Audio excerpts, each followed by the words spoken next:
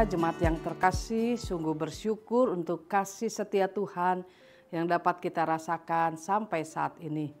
Kita akan belajar firman Tuhan yang diambil dari Amsal 10 ayat 12.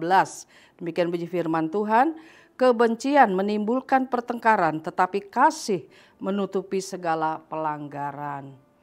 Jemaat yang terkasih, unta adalah binatang pendendam, sama seperti gajah.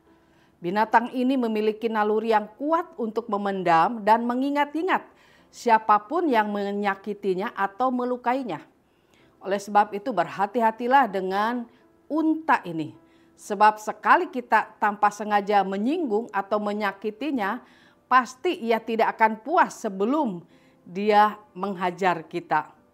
Menurut tradisi, jika kita sudah membuat unta tersinggung atau marah, kita harus menyiapkan diri untuk dibalasnya.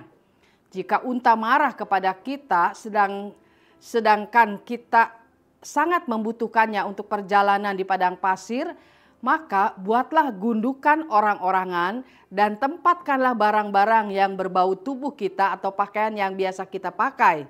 Setelah itu bawalah unta tersebut ke sana dan kita bersembunyi. Maka untuk melampiaskan dendamnya, unta itu akan menendang-nendang gundukan itu, bahkan mencabik-cabiknya sampai hancur. Setelah itu baru kita bisa menemui unta itu dengan tidak perlu takut lagi. Sebab di pikirannya unta itu sudah terbalaskan dendamnya. Sangat lucu bukan? Tapi inilah kenyataannya. Ini jugalah gambaran orang-orang yang suka memendam kesalahan orang lain dan berharap satu saat akan mendapat kesempatan untuk membalas.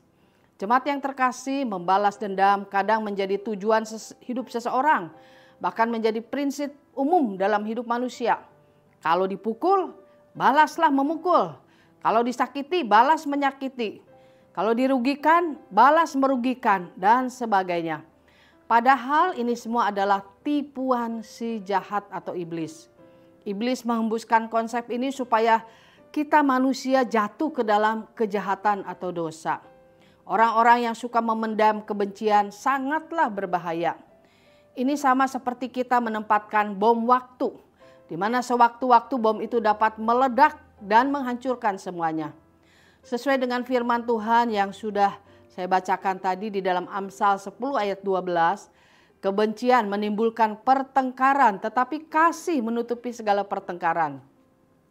Tuhan Yesus pun mengajarkan kepada kita supaya kita mau mengampuni orang yang bersalah kepada kita, sama seperti Bapa di surga sudah mengampuni kesalahan-kesalahan setiap kita.